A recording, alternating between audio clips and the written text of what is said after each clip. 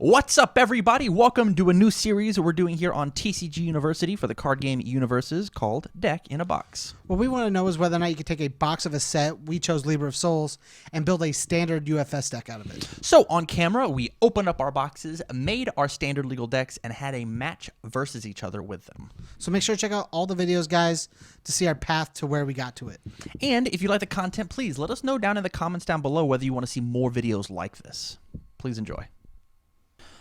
Okay, so welcome back to part 2. I just played the intro again, so you see what we're doing. We're trying to figure out if we can create a standard legal deck out of a singular box of Soul Calibur Libra of Souls. In the previous episode, we did the opening, and you get to see all of the cool rares and ultra rares.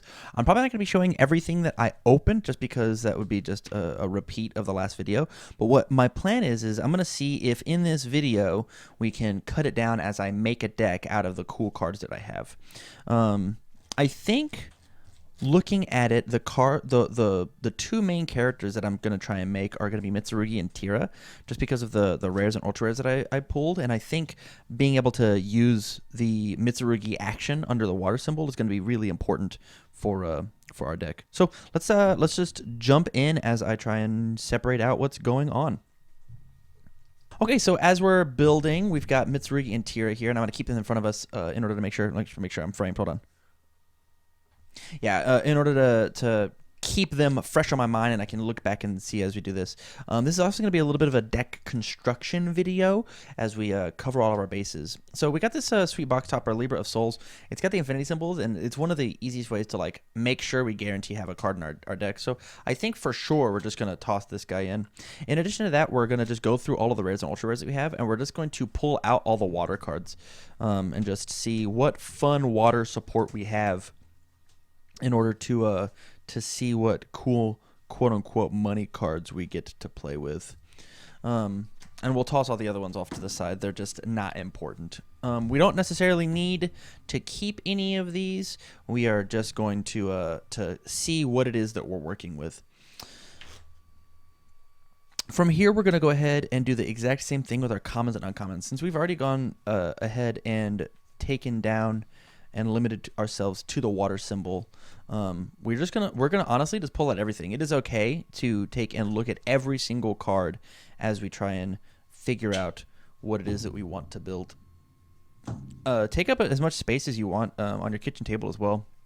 Deck building is not a small activity by any means. Oh my goodness, I had a Voldo. I didn't even know that. We're still not gonna play him. Deck building should not be a small activity by any means as we try and explore all of our options. I want to be able to see every single card possible as we do that. Okay, so now I've pulled out every single water card that we have versus every single non-water card that we have. And from here, I'm just going to lay them out in order versus attacks or foundations, and then I'll separate them out into, we also have actions, separate them out into what it is that is playable or any extras, and we will go from there.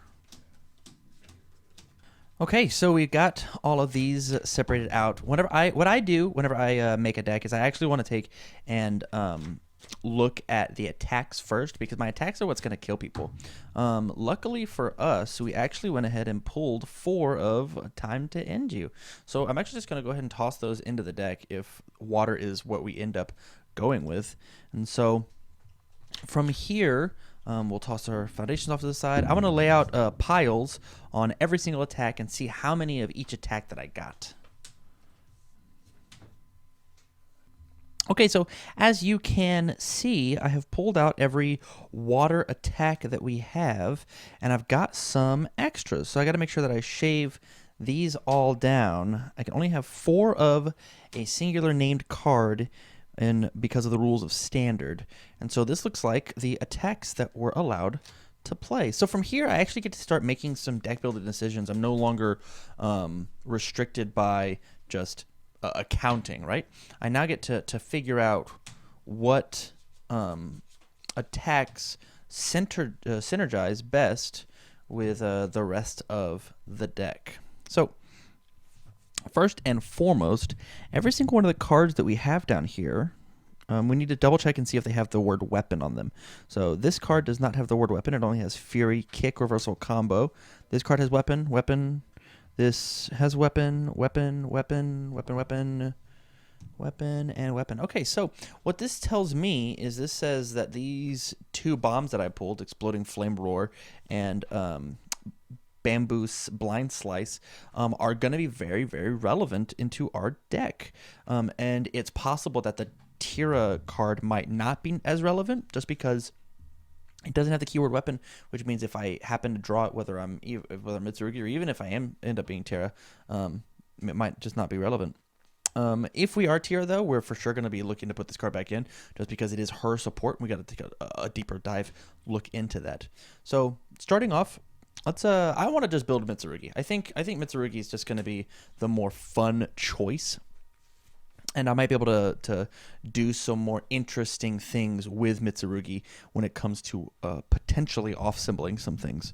So we're going to start off with our big attacks. We're going to go ahead and toss. We're going to see what the combo requirements for some of these cards are. So this combos with a Fury, and not all of our attacks have the Fury keyword because we're not playing Tira. So I'm actually going to go ahead and just cut this rare. I know it's a little crazy cutting a rare, but the fact that it doesn't combo with Fury and this card we don't have a ton of charges, I think we should just go ahead and cut them and just double down on our comboing with a weapon idea. From here, we need to figure out our attack lineup. I feel like Heavenly Dance is going to be a 4 of, mainly because it's a 3 diff, and it's really good just to exist in our card pool. Since we're playing Mitsurugi, we should go ahead and just play the Leap of the Loach and stick that into our card into our options. Rapid Gale Boomerang Strike combos with a weapon, and so that might not be the best card for us to play exclusively because it's not all of our stuff has a combo requirement. Heavenly Dance doesn't, but this card does. Maybe it's in the maybe pile. Pion Thrust. If this attack is completely blocked, added to your hand after it resolves, that's really good. And then your next combo attack gets -2 difficulty and +2 damage. It's just another lead-in attack, and I'm not positive we need it. How many attacks do we need? We want to play roughly 20. So we got 1, 2, 3, 4, 5, 6, 7, 8, 9, 10. Half of our cards are good here. These combo with a Fury, and so we're going to get rid of those. These combo with a weapon, so we're going to get rid of those. Hey, look at that. We've already gotten rid of half of our attack lineup, which then tells us maybe we don't even play this underwater. Maybe that is the option. See, whenever we're trying to limit ourselves when it comes to deck building, going and deciding, taking a look at the cards that we have, on our first glance, we thought water was the right call, but I think we might take a second look back at good. All right, so so we're taking a second glance back at it, and this time what we're doing is we're going to be looking at the good symbol. I still get to play my 5 actions just because that hasn't changed, but now we're going to take and we're going to pull out all of the good symboled cards. Boop, boop, boop, boop. Hey, look, now our bombs are even bigger. Okay, so now we have another ultra rare attack that we get to play. We have an asset now. We have another singular attack. See, look, our attack lineup is now just looking even cleaner because of us changing symbols. In addition to that, we get to now take and look through all of our cards for good stuff. Okay, so I've gone ahead and pulled out every good card that we have, the good symbol, not just good itself. And these are all the options that I have card-wise. I haven't gone through and cleaned out the multiples, but I already feel better about switching to the good symbol out of the box. Not only because I get 2 extra rares that I want to play with, one being an ultra rare, but it now lets me open back up to that original Cassandra idea. Maybe we toss back in those off-symboled assets to see how our deck does. And I think our attacks are going to be a little more worthwhile. Maybe we don't hit the combo off of Mitsurugi every single time, which is why Cassandra might be now the new front runner. But I'm going to leave both of these characters up and ready just to see what we can play with. Once again, we're going to start with our attacks. Let's go and lay them all out. Okay, so What I'm seeing here is the fact that the reason that I have so many options is because Cassandra actually has 3 commons and uncommons attacks. She's got a Cyclone, she's got Discus, and she's got a Reproaching. And so this just gives us a bunch of different options as well as Seong Mina has her 2, and then we've got Mitsurugi's. And so my question is now, how do we take and capitalize on this the best? I still think we can play Mitsurugi just because of the way that Cherub and Violent Squall works.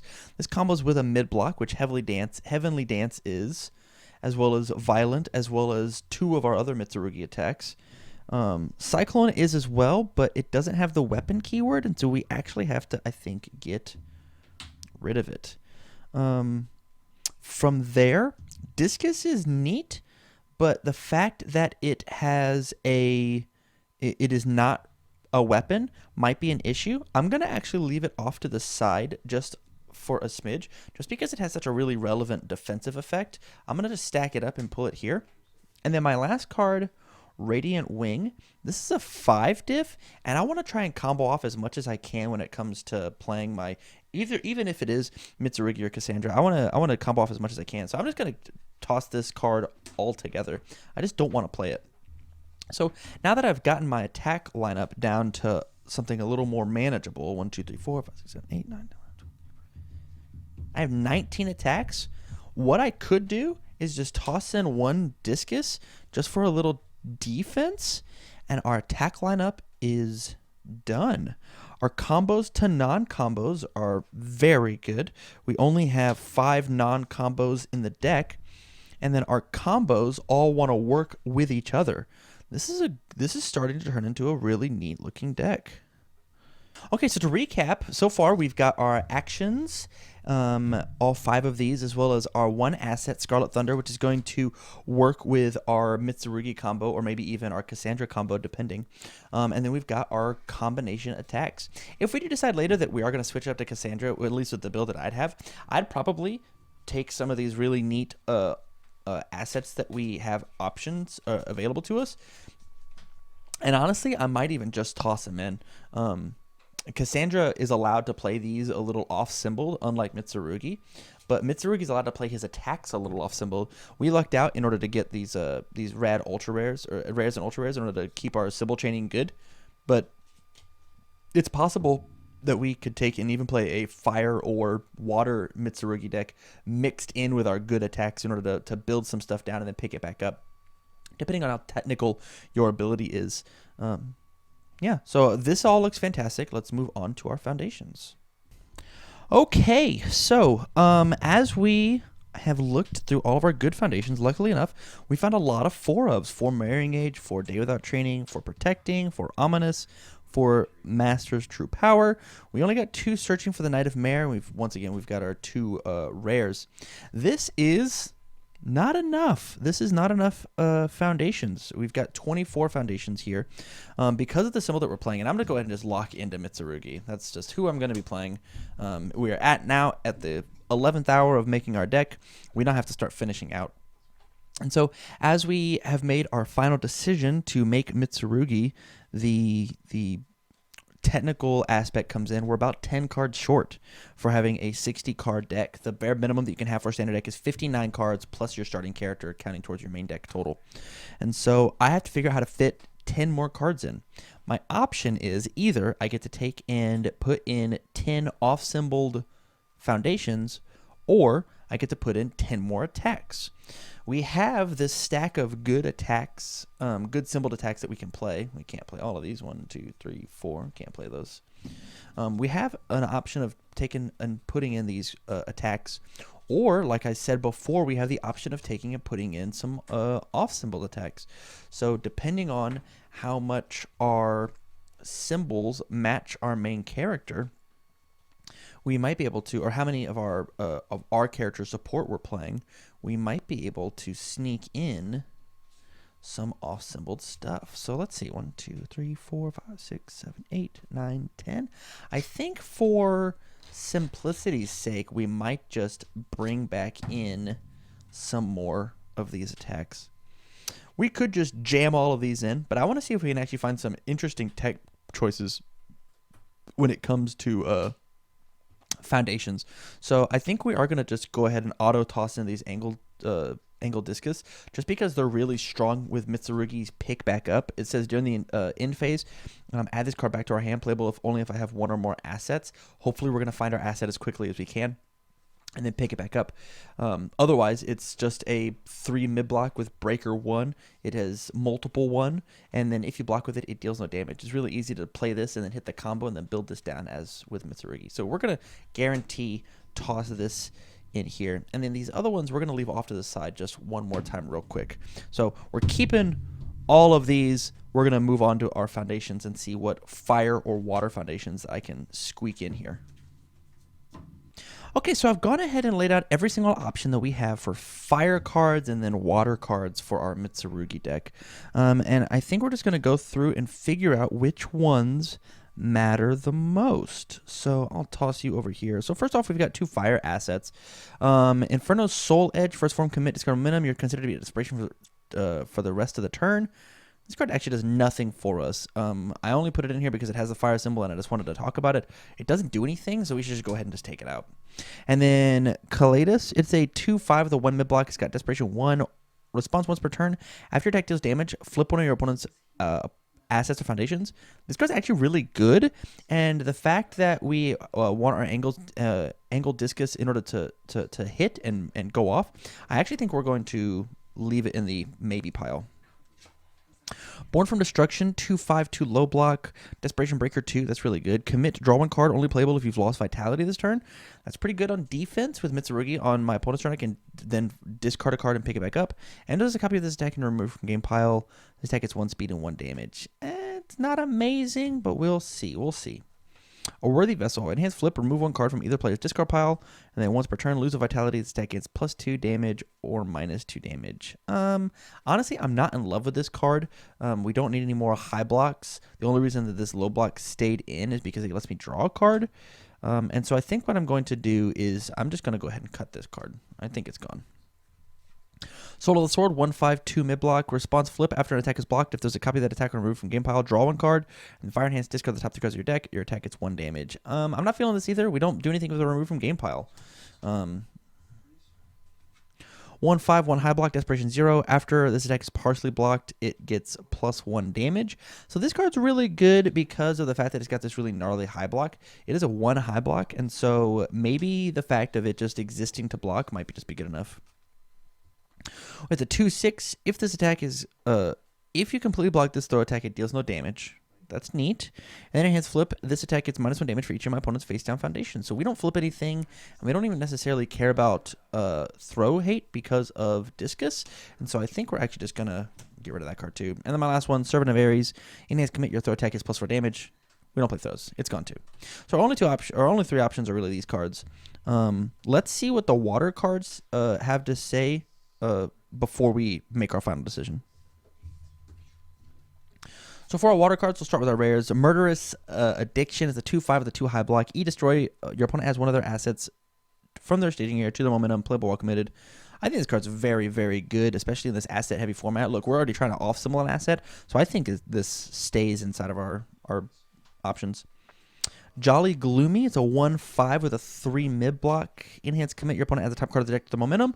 If we were playing under the water symbol, we were playing water Mitsurugi, I'd be super down for this. But the fact that we're not, I don't even necessarily care if my opponent has momentum. We're going to cut this card.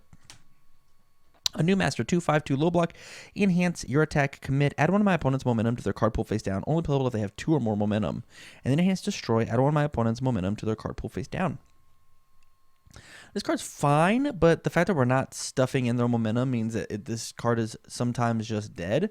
I think it's better just to not have it. Pure of Heart. 0/5, 3 high block. If this card leaves your hand due to your opponent's effect, add the 2 of your opponent's face down foundations to the card pool face down. That's a very relevant effect, especially with Voldo and Cervantes existing in the format. And then first enhanced commit, choose one of my opponent's assets or foundations. They cannot play abilities on that card until after this attack resolves. This just says that as a 5-hander, maybe they are trying to Born from Destruction. I'm just like, no, please don't do that. So I think this card's also really good. Last Priestess of the Winds. It's a 2/5 with a 2 mid block. Our flip after a multiple attack is played reduces multiple rating to 0. At the top card of your deck, your momentum. Your face down attack is +1/+1. We don't play with face down, so this card has to go too. And then add a face down from a card pull to my hand. We don't play with face downs. Same reasoning. Okay, so it looks like these are the 5 options that I have. Which ones are the best?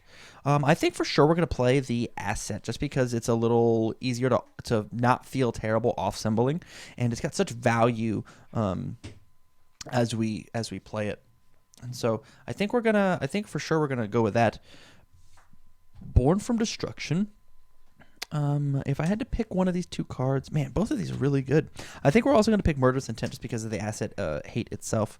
And then I think the best option, honestly, is just to pick Pure of Heart over these 2 cards. And let me tell you why.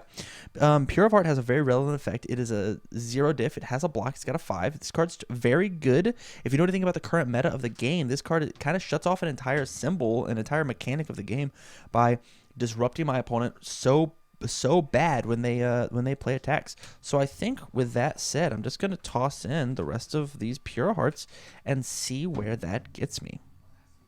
Okay, so now that I have laid everything out and I've counted everything, I'm at 58 cards, 59 including my character, which means I'm 1 card short. And so in order for me to find that last card, this card goes over here. What I want to talk about is your block modifiers. Blocks are incredibly important in this game. And one of the easiest ways to lose a game of UniVersus is to just not pay attention to your block zones. And so I have laid us out in our actions, assets, attacks, and then foundations. And then from my attacks down, I've laid it out into my block zones. And it looks like the zone that I'm missing is low. I don't have as many low blocks as the rest of it. When it came to the 2 options that I had for my fire cards, one was a high, one was a low. And so I think in order to make this more consistent, I'm just going to toss in a singular low block. From here, I believe that's our whole deck. We have got 2 very spicy off-symboled fire cards. We've got 5 very spicy off-symboled water cards. Everything else is under the good symbol. Yeah, this is the deck that I'm going to be playing. We're playing Mitsurugi underwater, and there's nothing about this deck that I necessarily don't like.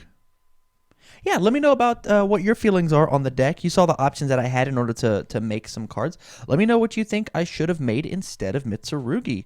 The next part of the video is going to be me and James going head-to-head, playing a match with our 2 built decks to see who had a better box. If you like the content, please go to patreon.com/TCGUniversity and sub at the level out there. The more support that you give out there, the more rad, cool stuff that we get to do content-wise like this.